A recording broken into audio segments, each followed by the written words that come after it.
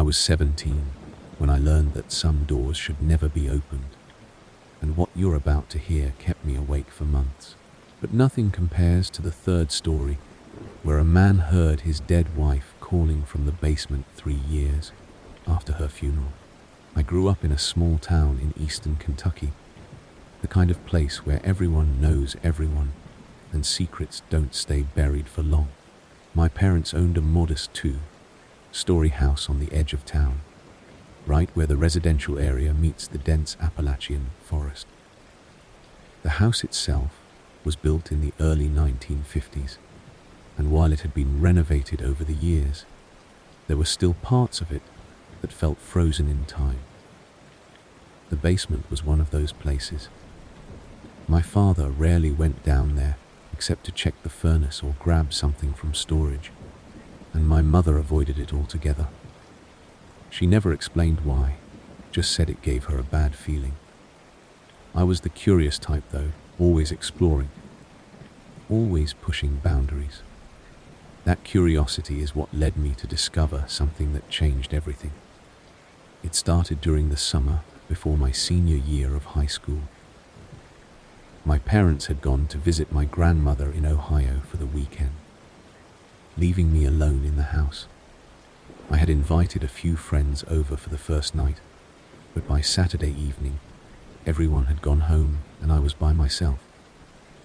The house felt different when it was empty, bigger somehow, and every creak of the floorboards seemed amplified. I was in the living room watching a movie when I heard it, a faint scratching sound coming from somewhere below me. At first, I thought it might be mice or some other small animal that had gotten into the walls, but the sound was too rhythmic, too deliberate. It would go for about 10 seconds, then stop, then start again. I muted the television and listened carefully. The scratching was definitely coming from the basement. I grabbed a flashlight from the kitchen drawer and opened the basement door. The stairs descended into darkness, and even with the flashlight, I could only see a few feet ahead. The scratching had stopped. I called out, asking if anyone was down there, feeling foolish even as I did it. Of course, no one answered. I took the stairs slowly, my hand gripping the wooden railing. The basement was unfinished, with exposed beams and concrete floors. Boxes and old furniture were stacked against the walls, casting strange shadows in the beam of my flashlight. Everything seemed normal, untouched. I was about to head back upstairs when I noticed something I had never seen before. In the far corner of the basement, behind an old wardrobe, there was a door. I had been down in that basement dozens of times over the years, but I had never noticed that door. It was small, maybe 5 feet tall, and painted the same grey colour as the concrete walls, which is probably why it blended in so well.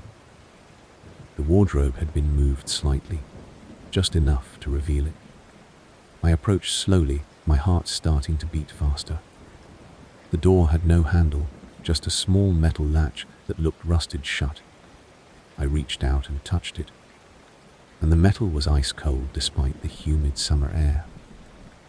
The latch moved easily when I lifted it, and the door swung inward with a low groan. Beyond it was a tunnel. The tunnel was narrow, barely wide enough for one person, and it stretched forward into complete darkness.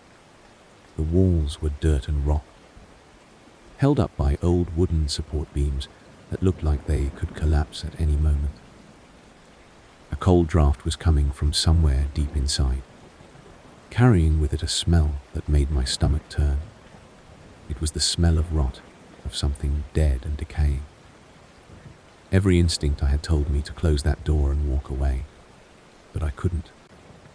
I had to know what was down there. I stepped into the tunnel, keeping my flashlight trained ahead. The temperature dropped immediately, and I could see my breath forming small clouds in the air. The tunnel sloped downward, taking me deeper underground.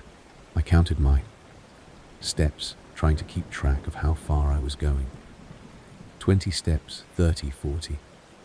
The walls seemed to close in around me, and I had to fight the urge to turn back. After about 50 steps, the tunnel opened into a small chamber. The room was roughly circular, maybe 10 feet across, and the walls were lined with shelves carved directly into the rock. On those shelves were jars, dozens of them, all filled with liquid and containing something I couldn't quite make out in the dim light. I moved closer and shined my flashlight on the nearest jar. Inside, floating in a yellowish fluid, was a human hand. I stumbled backward, nearly dropping my flashlight. My mind refused to process what I was seeing. I looked at another jar. This one contained a section of what looked like intestines. Another held an ear, another an eye. There were at least 30 jars in total, each containing a different piece of human anatomy, all preserved in that murky liquid. I felt bile rise in my throat, and I turned to run, but that is when I saw the book. It was sitting on a small stone ledge opposite the shelves, bound in what looked like leather, but had a texture that made my skin crawl. I knew I should leave, knew I should get out of there and call the police. But something made me pick up that book. The pages were yellowed and brittle, covered in handwriting that was barely legible. As I flipped through it, I realized it was a journal of some kind. The entries were dated, the oldest one from 1947. The writer never identified themselves, but from the content, it was clear they had been conducting some kind of experiments. They wrote about preserving specimens, about trying to understand the nature of death and decay. The entries became increasingly disturbing as I read on. The writer talked about acquiring subjects, about how easy it was to make people disappear in a small town where everyone trusted their neighbors. The final entry was dated October 12, 1952. It read, "They are coming for me. The sheriff has been asking questions, and I know it is only a matter of time. I have sealed the tunnel, but my work remains. Perhaps someday, someone will find this place and understand what I was trying to accomplish. We are all just pieces in the end, fragments waiting to be studied." I closed the book, my hands shaking. I had to get out of there. I turned back toward the tunnel entrance, but as I did, my flashlight flickered and died. The darkness that enveloped me was absolute, the kind of darkness that feels alive, pressing in from all sides. I fumbled with the flashlight, smacking it against my palm, and after what felt like an eternity, it came back on. That is when I saw the figure standing at the entrance to the tunnel. It was hunched over, barely fitting through the opening, and it was watching me. I could not make out any details, just a dark silhouette blocking my only way out. For several seconds, neither of us moved. Then it spoke. Its voice was a wet, gurgling sound, like someone trying to talk with a throat full of liquid. It said, "You found my work." I did not wait to hear more. I screamed and ran toward it, swinging the flashlight like a weapon. The figure moved aside at the last second, and I burst through the tunnel entrance, running as fast as I could in the cramped space. I could hear it behind me, its heavy footsteps and labored breathing echoing off the walls. The tunnel seemed to go on forever, much longer than when I had entered. My lungs burned and my legs felt like they were going to give out, but I kept running. Finally, I saw the door ahead, still open, light from the basement spilling through. I threw myself through the opening and slammed the door shut behind me, sliding the latch into place. I stood there, gasping for air, listening. There was no sound from the other side of the door. I waited for several minutes, but nothing happened. Eventually, I forced myself to move. I pushed the wardrobe back in front of the door, then piled boxes and old furniture on top of it, anything I could find to block it. When I was done, I ran upstairs and locked myself in my bedroom. I did not sleep that night. I sat on my bed with the lights on and a knife from the kitchen on my nightstand. listening to every sound in the house. When my parents came home the next morning, I told them I was sick and stayed in my room for the rest of the day. I wanted to tell them what I had found, but how could I?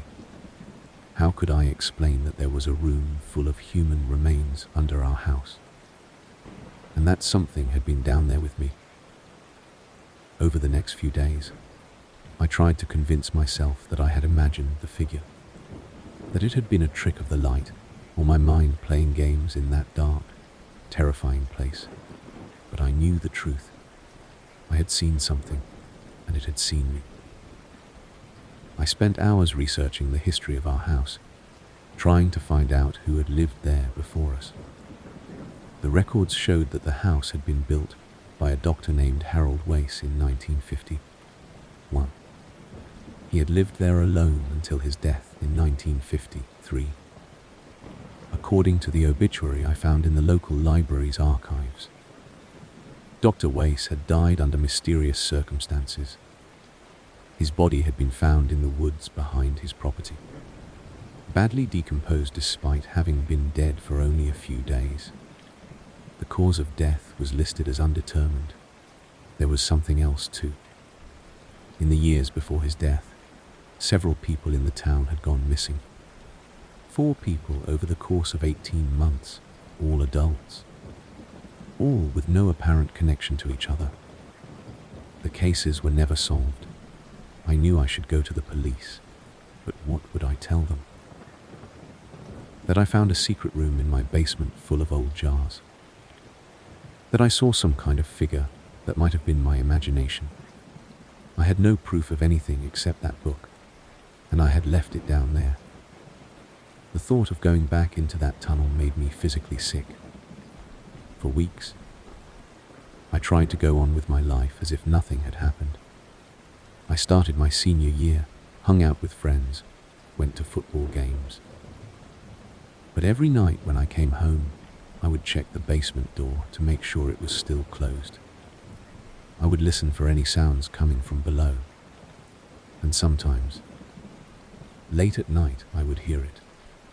That same scratching sound, faint but persistent, coming from somewhere underneath the house. One night in October, about 2 months after I first found the tunnel, I woke up to the sound of my bedroom door opening. I sat up in bed, my heart immediately racing. The door was definitely opening, slowly, the hinges creaking softly. I reached for the lamp on my nightstand, but before I could turn it on, I heard that voice again. The same wet, gurgling voice from the tunnel. It said, "You took something from me." I froze. I had not taken anything except the memory of what I had seen. The voice continued, "You saw my work, you read my words, and now you carry them with you. You are part of it now." A figure stepped into my room, and in the moonlight coming through my window, I could finally see it clearly. It was humanoid, but wrong in every way. Its skin was grey and seemed to hang loose on its frame, and its eyes were clouded over like those of a corpse. It was wearing the rotted remains of what might have once been a doctor's coat. The thing moved toward my bed with a shuffling gait, and I could smell that same odor of decay that I had smelled in the tunnel. I wanted to scream, to run, but I was paralyzed with fear.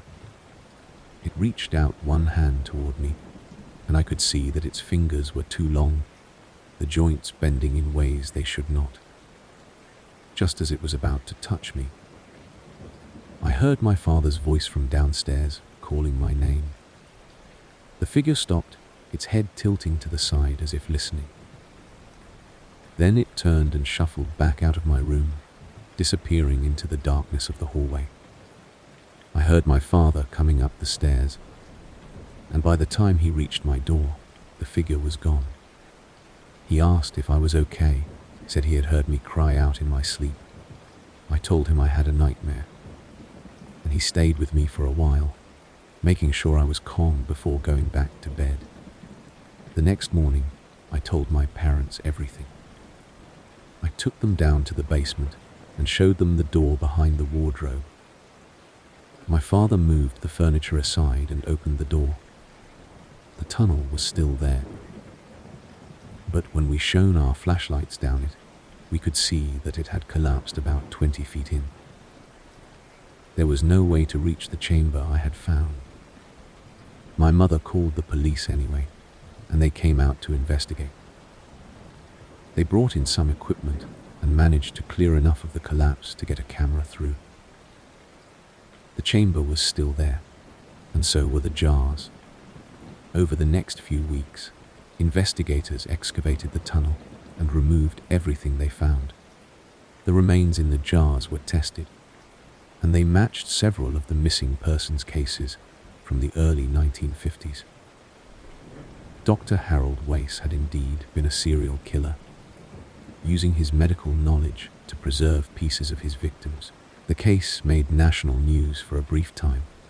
Our house was swarmed with reporters and curiosity seekers. My parents eventually decided to sell the property, and we moved to a different town before I graduated. The new owners filled in the tunnel with concrete and tried to put the whole horrible history behind them. But I never forgot. I still think about that night when I woke up to find that thing in my room. The official explanation is that Dr. Wace's body was never found in its entirety after he died, and that somehow his remains had been in that tunnel all along. Disturbed when I first entered, but I know what I saw. That thing was moving, it was talking, it knew I had been down there. Sometimes I wonder if by opening that door, I let something out that should have stayed buried. And sometimes, even now, years later, I wake up in the middle of the night, and I swear I can hear that wet, gurgling voice whispering in the darkness, reminding me that I am part of it now. The second story takes place during my time working as an overnight security guard at a storage facility in rural Montana. I was 23 years old and had just moved to the area after dropping out of college. I needed a job that did not require much interaction with people, and the overnight shift at Pine Ridge Storage seemed perfect. The facility was about 15 minutes outside of town, surrounded by nothing but pine trees and dirt roads. It consisted of about 200 storage units spread across 5 buildings, plus an office and a small guard shack where I spent most of my shifts. The pay was not great, but the work was easy. I would arrive at 10 in the evening, check in with the day shift guard, and then spend the next 10 hours monitoring the security cameras and doing periodic walkthroughs of the property. Most nights, nothing happened. The occasional raccoon would set off a motion sensor, or a truck would drive past on the nearby highway, but that was about it. I had been working there for about 3 months when things started to get strange. It began with the cameras. The facility had 12 security cameras positioned around the property, all feeding into monitors in the guard shack. I would glance at them periodically throughout the night, more out of boredom than any real concern. One night in late February, I noticed something odd on camera 7, which covered the back corner of Building C. There was a figure standing between 2 units, just standing there, motionless. I leaned closer to the monitor, trying to make out details, but the camera quality was not great, and the lighting was dim.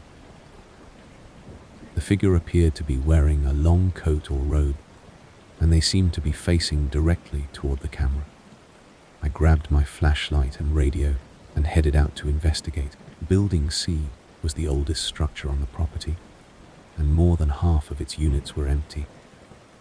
The fluorescent lights inside flickered constantly, casting everything in a sickly yellow glow.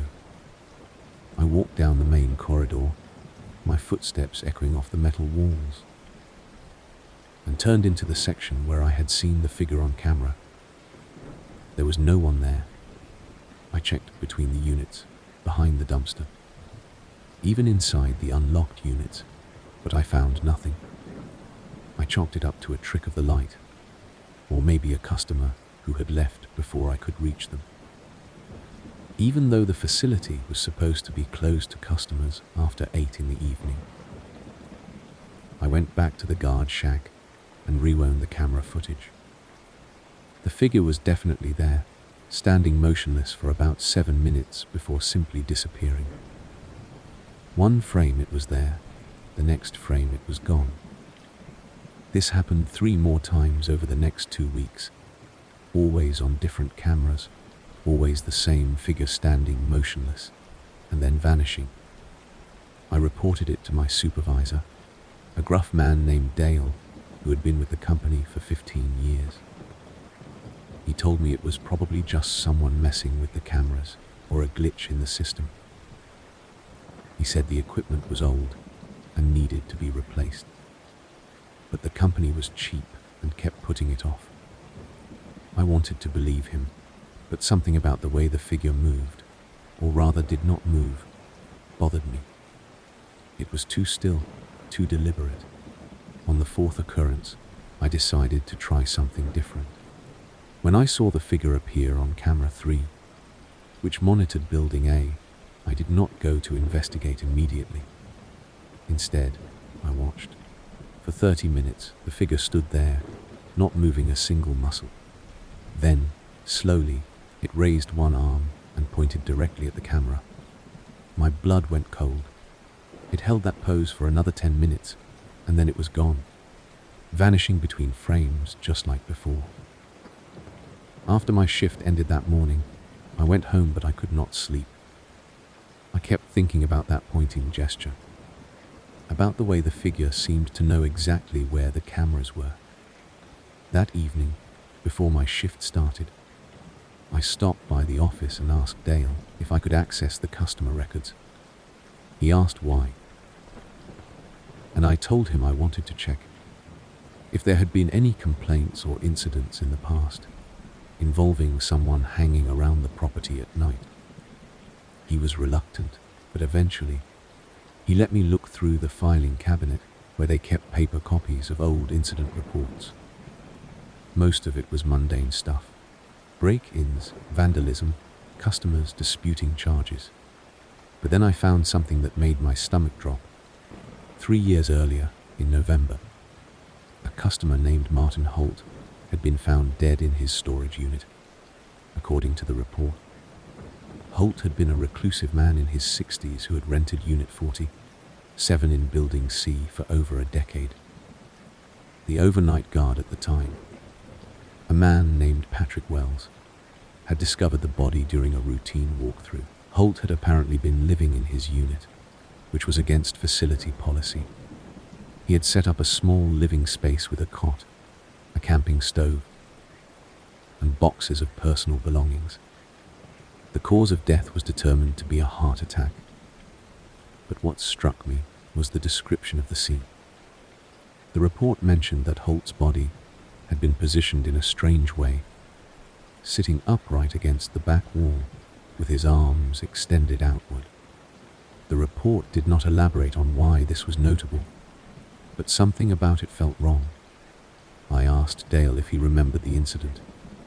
He said he did, and that it had been a nightmare dealing with the police and Holt's estranged family.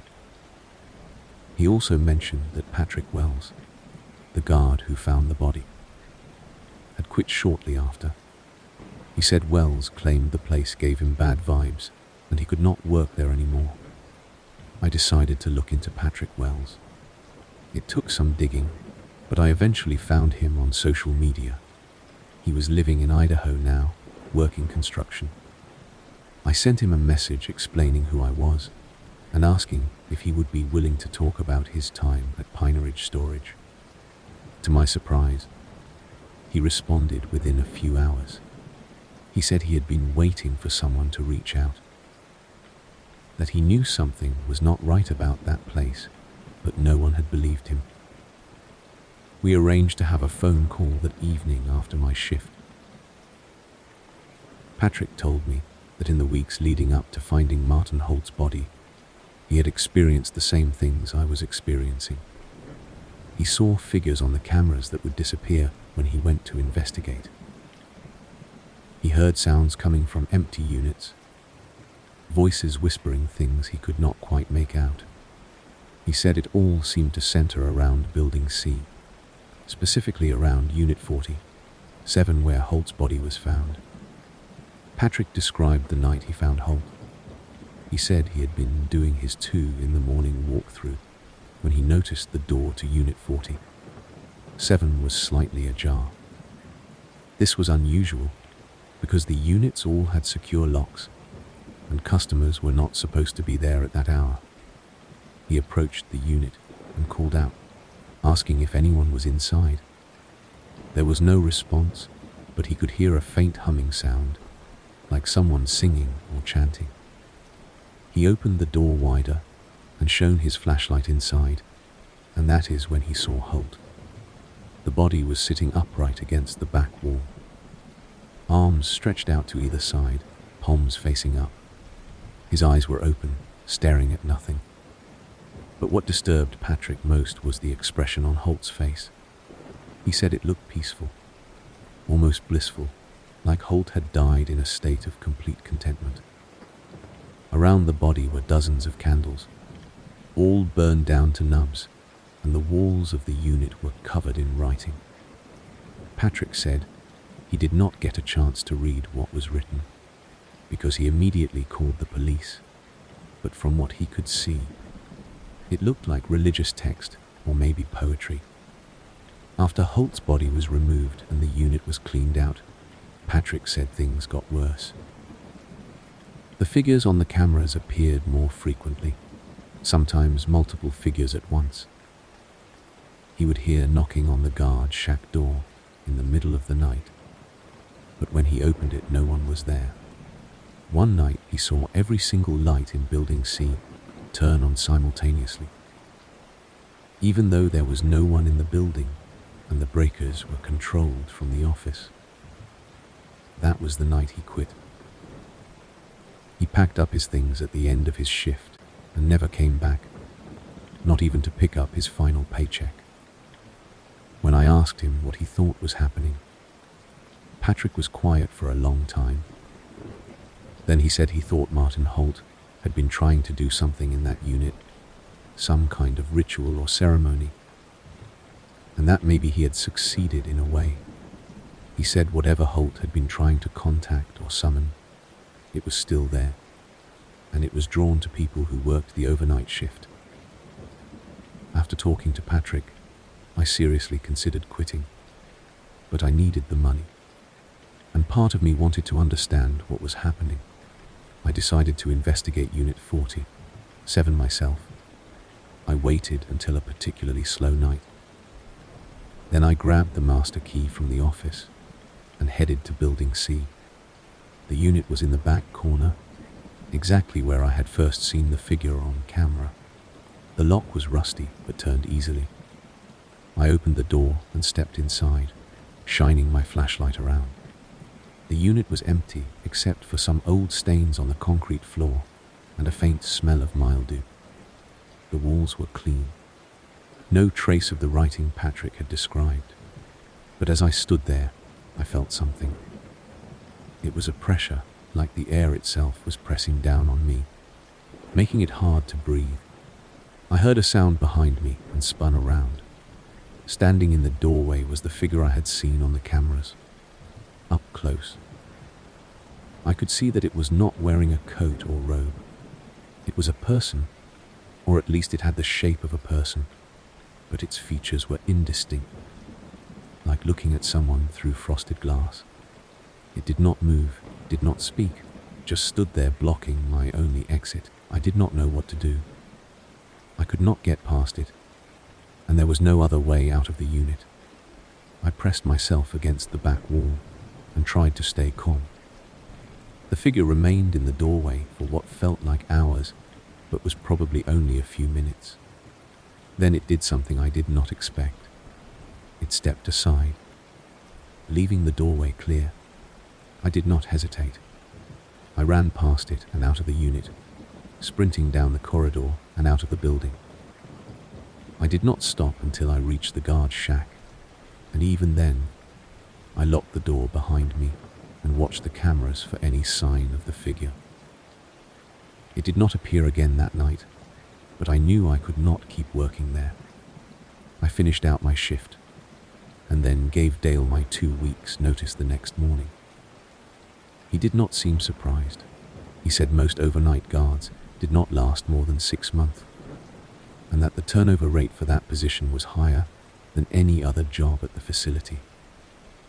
On my last night, I decided to do one final walkthrough of the property.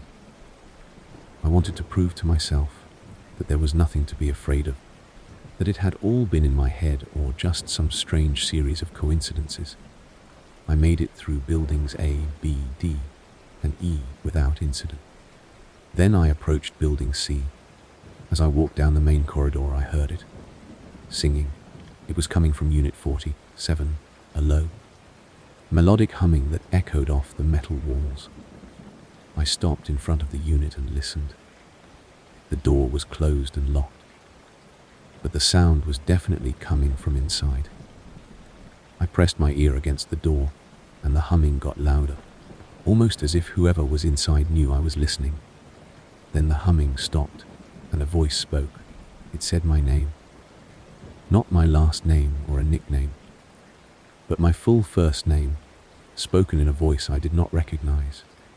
It said, "You are welcome here whenever you need to be." I stumbled backward and left the building as fast as I could. I never went back to Pine Ridge Storage after that night. About a year later, I heard through a friend who still lived in the area that the facility had been shut down. Apparently, another overnight guard had reported seeing things and had suffered a nervous breakdown while on duty. The company decided it was not worth the liability and closed the whole place down.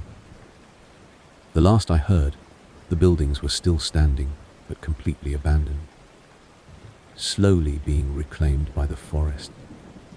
Sometimes I think about Martin Holt and what he might have been trying to do in that unit. I think about the figure I saw and the voice that knew my name. And I wonder if there are other places like Pine Ridge Storage, places where people have tried to reach beyond the veil and accidentally left a door open. I wonder how many overnight workers in how many lonely facilities have seen things they could not explain and were too afraid to talk about. I will never know, and part of me is grateful for that. The third story is the most disturbing one I have to share, and it comes from a friend of mine named Marcus, who lives in upstate New York. Marcus is one of the most rational, level-headed people I know, which is why I believed him when he told me what happened to him. He is not the type to exaggerate or make up stories for attention.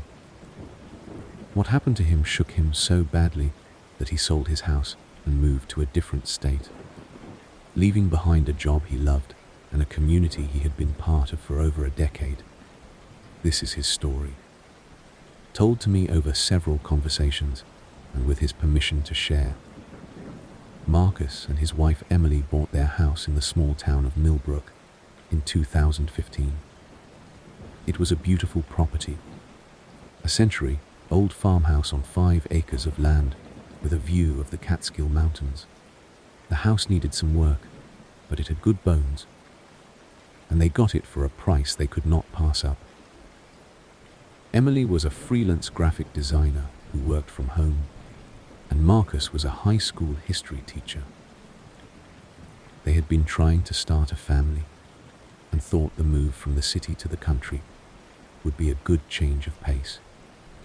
The first 2 years in the house were wonderful. They renovated the kitchen, redid the bathrooms, and turned one of the spare bedrooms into an office for Emily. They made friends with their neighbors, got involved in the local community, and started talking seriously about having kids. Everything was perfect until Emily got sick. It started with headaches and fatigue, which they both attributed to stress and long hours of work, but the symptoms got worse. Emily started having dizzy spells and trouble concentrating. She went to see a doctor who ordered a series of tests. The results came back in late October of 2017. Emily had a brain tumor, an aggressive form of glioblastoma. The prognosis was not good. Even with treatment, the survival rate was low. Marcus said those next few months were the hardest of his life. Emily went through surgery, radiation, chemotherapy, all of it taking a brutal toll on her body. She was determined to fight, and there were moments when it seemed like she might beat the odds. But in March of 2018, the doctors told them there was nothing more they could do. The tumor had grown back and spread. Emily had maybe a few weeks left. They decided to bring Emily home for her final days. Marcus took a leave of absence from his teaching job to care for her full time. Hospice nurses came by regularly to help manage her pain and make her as comfortable as possible. Emily spent most of her time in their bedroom on the second floor, which had large windows overlooking the property. She liked to watch the birds and the way the light changed throughout the day. Marcus said those last weeks were agonizing, but also precious. They talked about everything, their life together, their regrets, their hopes. Emily made Marcus promise that he would not spend the rest of his life mourning her, that he would find happiness again. She died on April 7th, 2018, with Marcus holding her hand. The funeral was small, just family and close friends. Marcus scattered some of Emily's ashes in the garden she had planted behind the house and kept the rest in an urn on the mantel in the living room. For the first few months after her death, Marcus went through the motions of living. He went back to work, he saw friends, he tried to keep busy. But the house felt empty without Emily, and he struggled with the decision of whether to stay or sell. He ultimately decided to stay, feeling that leaving would be like abandoning Emily's memory. That decision is what led to what happened next. It was July of 2018, about 3 months after Emily's death, when Marcus first heard her voice. He was in the kitchen making dinner. Something simple, because he had lost interest in cooking when he heard her call his name from upstairs. It was clear as day, her voice, her intonation. Saying Marcus in that way, she always did when she needed his attention. His first thought was that he was imagining it, that grief was playing tricks on his mind. But then he heard it again, louder this time. Marcus, come upstairs. He stood frozen in the kitchen, his heart pounding. Part of him wanted to run upstairs, to find Emily somehow alive and well, even though he knew that was impossible. Another part of him was terrified. He forced himself to move, walking slowly to the base of the stairs. He called out, asking if anyone was there. No response. He climbed the stairs, each step feeling like it took a lifetime, and made his way to the bedroom where Emily had died. The door was closed. He put his hand on the knob and paused, listening. He could hear something on the other side, a faint rustling sound, like someone moving around. He opened the door. The room was empty, exactly as he had left it that morning. The bed was made, the windows were closed. Nothing was out of place. He checked the closet, the bathroom, even under the bed, but there was no one there. Marcus convinced himself that he had imagined the voice. Grief can do strange things to a person, make them see and hear things that are not there. He had read about it happening to other people who had lost loved ones. But the voice came back the next night, and the night after that. Always when he was downstairs, always calling him to come upstairs. Sometimes it would be Emily's voice. Other times it would be a whisper he could not quite make out. He started to dread being in the house alone. He would turn on every light, play music or have the television on constantly, anything to drown out the possibility of hearing that voice.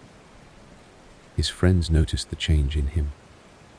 He was not sleeping, he was losing weight. He seemed distracted and anxious all the time. One of his colleagues at school suggested he talk to a therapist, and Marcus agreed. He started seeing a grief counselor who specialized in helping people cope with the loss of a spouse.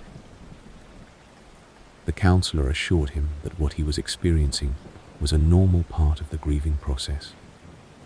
She said it was common for people to have auditory hallucinations of a deceased loved one, especially in the environment where they had spent so much time together.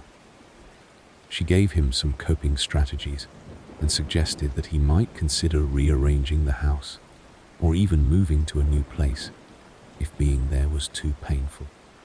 Marcus tried the coping strategies, but they did not help. The voice continued, and it started to change. Instead of just calling his name, it started saying other things. It would say, "I miss you," or "Why did you let me die?" or "Come be with me." The words were like knives in Marcus's heart.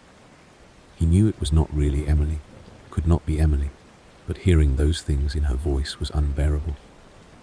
Then, in September, things escalated. Marcus was in the living room watching a movie when he heard footsteps upstairs. Slow, deliberate footsteps, walking from the bedroom to the hallway and then back again. He muted the television and listened. The footsteps continued for several minutes, then stopped. He heard Emily's voice again, but this time it was different. It sounded angry. It said, "Why are you still here? Why have you not joined me?" Marcus felt a chill run through his entire body. He grabbed his phone and called his brother, who lived about an hour away. His brother came over and stayed the night, but of course, nothing happened while he was there. No voices, no footsteps, nothing. His brother tried to be supportive, but Marcus could tell he thought it was all in his head. After his brother left the next morning, Marcus decided he needed to do something. He could not keep living like this. He thought about what the counselor had said, about how the environment might be triggering these experiences. He decided to move out of the bedroom he had shared with Emily and set up the guest room on the first floor as his new sleeping space. He thought maybe if he was not so close to where Emily had died, the experiences would stop for a few days. It seemed to work. He did not hear the voice, did not hear footsteps, and he started to think maybe he was finally moving past it. But on the fourth night in the new room, he woke up to someone standing at the foot of his bed. He could not see details in the darkness, just a silhouette of a person. He reached for the lamp on the nightstand, and as the light came on, the figure vanished. He searched the entire house, checked all the doors and windows, but everything was locked, and there was no sign of anyone having been inside. He did not sleep for the rest of that night. The next day, he installed security cameras inside the house. He put one in the living room, one in the hallway upstairs, and one in the bedroom where Emily had died. He thought if something was actually happening, the cameras would catch it. That night, he watched the feeds on his laptop from the first floor guest room. For hours, nothing happened. Then, at 2:37 in the morning, the camera in Emily's bedroom activated. Something had triggered the motion sensor. Marcus watched the feed, his hands shaking as he gripped the laptop. At first, he could not see anything unusual. The room looked the same as always, empty and still. Then the blankets on the bed moved. They shifted as if someone had sat down on the edge of the mattress. The impression deepened, and then the blankets were pulled back, folded neatly to one side. Marcus felt like he was going to be sick. He watched as an indentation appeared on the pillow, as if someone had laid their head down. The room was completely empty, but the bed looked like someone was lying in it. This continued for about 10 minutes, and then everything went still. The blankets did not move again. Marcus did not know what to do. He knew what he had seen was not possible, but there it was on camera, recorded and undeniable. He spent the rest of the night sitting in his car in the driveway, unable to go back inside the house. The next morning, he called a priest.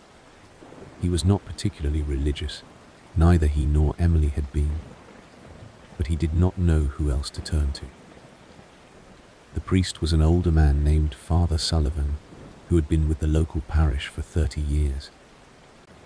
Marcus explained what had been happening, half expecting the priest to dismiss him as crazy or delusional. Instead, Father Sullivan listened carefully and then asked if he could visit the house. That afternoon, Father Sullivan came by and walked through every room, saying prayers and sprinkling holy water. He spent extra time in Emily's bedroom, where he said he felt a presence. He told Marcus that sometimes when a person dies, especially if their death was traumatic or if they had unfinished business, their spirit can linger. He said it was usually not malevolent, just confused or unwilling to move on. He performed a blessing on the house and told Marcus to call him if things did not improve. For about a week, things were quiet. Marcus started to think that maybe the blessing had worked, that Emily's spirit had found peace. But then it came back, and this time it was worse. He woke up one night to find the urn that held Emily's ashes smashed on the living room floor. The ashes were scattered everywhere, and in the middle of them, someone had drawn a symbol. It looked like a circle with lines radiating out from the center, almost like a child's drawing of the sun. Marcus broke down. He fell to his knees in the ashes and cried, begging Emily, or whatever it was, to stop. He said he was sorry for not being able to save her, sorry for still being alive when she was not. As he knelt there, he heard her voice one more time, but it was not coming from upstairs. It was coming from the basement. Marcus had not been in the basement since before Emily got sick. It was unfinished, just a concrete room with the furnace and water heater, used mainly for storage. He stood up and walked to the basement door, which was in the kitchen. He opened it and looked down the wooden stairs into the darkness. The voice called to him again, clearer now. "Come down here, Marcus, I have been waiting." He knew he should not go down there, and knew that nothing good could come from it, but he felt compelled. It was like his body was moving on its own. He descended the stairs slowly, reaching for the light switch at the bottom. The single bulb illuminated the space, casting harsh shadows on the concrete walls. In the far corner of the basement, he saw someone standing with their back to him. It was Emily, or at least it looked like Emily. She was wearing the same clothes she had been buried in, a simple blue dress she had always loved. Marcus called out to her, and the figure turned around. What he saw made him scream. It was Emily's face, but it was wrong. Her eyes were black, completely black, with no whites or pupils. Her skin was grey and seemed to hang loose on her bones. Her mouth opened, and that voice came out, but it was distorted, layered with other voices speaking at the same time. It said, "You were supposed to come with me. We were supposed to be together." Marcus stumbled backward, falling onto the stairs. The figure moved toward him, not walking but gliding across the floor. He scrambled up the stairs, pulling himself up by the railing, and slammed the basement door shut behind him. He could hear scratching on the other side of the door, like fingernails on wood, and that horrible voice screaming his name over and over. He ran out of the house and got in his car, and he did not stop driving until he was at his brother's house an hour away. Marcus never went back to that house alone. With his brother's help, he hired people to pack up his belongings and put the house on the market. He did not care if he took a loss on the sale. He just wanted to be rid of it. It took 6 months to find a buyer, and during that time, 3 different real estate agents refused to continue showing the property. They each reported feeling uncomfortable in the house, hearing strange noises, or feeling like they were being watched. Finally, a young couple who did not believe in ghosts bought the place for significantly below asking price. Marcus moved to Vermont and started over. He found a new teaching job, made new friends, and eventually started dating again. But he said he still thinks about Emily every day, and he wonders if what he saw in that basement was really her or something else that had taken her form. He wonders if she is at peace now, or if she is still in that house, waiting for him to come back. I want to pause here for a moment, because these stories have been weighing on me as I put them together for faith and fear. I think about the young person who found that chamber under their house, the security guard who heard his name called from an empty storage unit, and Marcus who saw something wearing his dead wife's face. What connects these stories is the sense of something being fundamentally wrong with the world, of there being cracks in reality where things that should not be can slip through. As someone who has spent years collecting and researching stories like these, I have come to believe that there are places and moments where the boundary between the living and whatever comes after becomes thin. Whether you believe in ghosts, demons, or just the power of a traumatized mind to create its own terrors, these experiences are real to the people who go through them. I want to share one more account that was sent to me recently, and it ties together some of the themes from the previous stories. This one comes from a woman named Sarah who lives in Oregon. Sarah is a nurse who works in a hospice care facility, and over the years, she has witnessed many people in their final moments of life. She says that about 80% of her patients die peacefully, slipping away quietly in their sleep or surrounded by loved ones. But the other 20% experience something else in those final hours, something that she still cannot fully explain or rationalize, despite her medical training and years of experience. Sarah told me that many dying patients will suddenly become lucid in their last day or two, even if they have been unconscious or heavily medicated. They will sit up in bed, look around the room as if seeing something the living cannot, and start speaking to people who are not there. This phenomenon is well documented and is often explained as the brain shutting down and misfiring, creating hallucinations as oxygen levels drop. But Sarah says there are cases that do not fit that explanation. She told me about a patient named Robert who was in his 70s and dying of liver failure.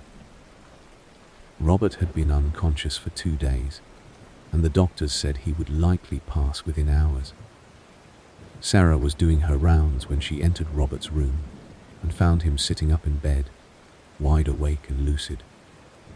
He looked at her and said, "They are waiting for me, but I am not ready yet." Sarah asked who was waiting, and Robert pointed to the corner of the room. He said his mother and father were standing there, along with his brother, who had died in Vietnam. He described them in detail, what they were wearing, how they looked younger and healthier than he remembered. Sarah could not see anything in the corner, but she could tell Robert was genuinely seeing something. What disturbed her was what happened next. Robert suddenly looked terrified. He pointed to the opposite corner of the room and said, "But what is that? Why is that here?" Sarah looked but saw nothing. Robert began to panic, saying that there was something dark in the corner, something that should not be there with his family. He begged Sarah to make it go away, but she did not know what to do. She tried to calm him down, telling him it was just a dream or a side effect of the medication, but Robert was insistent. He said the thing was moving closer, that it was trying to reach him. His heart rate spiked, and Sarah called for the doctor on duty. They gave Robert a sedative to calm him down, and he eventually fell back into unconsciousness. He died 3 hours later without waking up again. Sarah said she could not stop thinking about that incident. She wondered what Robert had seen. If his dying brain had conjured up something from his subconscious fears, or if there was something else in that room, something that followed people in their final moments. Over the next few years, Sarah encountered several more patients who described seeing something dark or malevolent in the room with them as they were dying. Not all of them, but enough that she started to notice a pattern. They would describe it differently, a shadow, a figure, a presence. But the fear in their eyes was always the same. Sarah started to wonder if there was something that fed on the dying, something that waited for that moment when a person was between life and death. She did not share these thoughts with her colleagues because she knew how it would sound. But she could not shake the feeling that there was more to death than just the body shutting down. Then she had an experience that changed everything. Sarah was working a double shift one night, covering for a colleague who had called in sick. It was around 3 in the morning, and the facility was quiet. Most of the patients were asleep, and Sarah was catching up on paperwork at the nurse's station. She heard a call button go off from room 12, where a patient named Margaret was staying. Margaret was in her 80s and in the final stages of lung cancer. Sarah had been caring for her for the past week, and they had developed a good rapport. Margaret was a sweet woman, a retired schoolteacher who loved to talk about her students and her late husband. Sarah walked to room 12 and knocked softly before entering. Margaret was awake, sitting up slightly in bed, and she looked agitated. She asked Sarah if she could sit with her for a while because she was frightened. Sarah pulled up a chair next to the bed and asked what was wrong. Margaret said she kept seeing something moving in the shadows of the room, and it was making her uncomfortable. Sarah assured her it was probably just her eyes playing tricks in the dim light, but Margaret shook her head. She said it was more than that she could feel it watching her. Sarah stayed with Margaret, holding her hand and talking to her about pleasant things, trying to distract her from whatever she was feeling. After about 20 minutes, Margaret seemed to relax. She thanked Sarah and said she felt better. Sarah was about to leave when Margaret suddenly gripped her hand tightly. Her eyes went wide, and she was staring at something behind Sarah. Sarah turned around and looked, but she did not see anything. Margaret whispered, "It is right behind you. Do not let it touch you." Sarah felt a chill run down her spine. She could not see anything, but the terror on Margaret's face was real. Margaret's grip tightened even more, and she started to cry, begging Sarah not to leave her alone with it. Sarah hit the call button to get another nurse into the room. But in the minute it took for someone to respond, Margaret's heart monitor started to beep erratically. She was going into cardiac arrest. The next few minutes were a blur of activity. The doctor on call and 2 other nurses rushed into the room to try to stabilize Margaret, but she was too far gone. She died within 5 minutes, her eyes still wide with fear, staring at that empty corner of the room. After it was over and Margaret's body had been prepared for the morgue, Sarah went to the break room and sat in the dark. She was shaking. Not from the loss of a patient, which was unfortunately a regular occurrence in her line of work. But from the look on Margaret's face, that absolute terror at something Sarah could not see, she thought about Robert and all the other patients who had described similar experiences. She wondered if they had all seen the same thing, if there was something that lingered at the edge of death, waiting. Sarah said she almost quit her job after that night. She seriously considered switching to a different area of nursing, something that did not involve being around death so frequently. But she ultimately decided to stay because she felt like she could provide comfort to people in their final moments, even if she could not protect them from whatever else might be there. In the years since that night, Sarah has continued to witness patients describing things in their final hours that she cannot explain. She has also started to notice something else. Sometimes, when she is alone in the facility late at night, she feels like she is being watched. She will walk down an empty hallway and feel a presence behind her, but when she turns around, there is nothing there. She has heard footsteps following her, heard doors opening and closing in rooms that are unoccupied. Other nurses have reported similar experiences, but it is not something anyone talks about openly. There is an unspoken understanding among the staff that the facility has something else in it, something that exists alongside the patients and the caregivers. Sarah said she has learned to live with it, to acknowledge its presence without letting it consume her. She does not know what it is or what it wants, but she has made peace with the fact that there are things in this world that cannot be explained by science or medicine.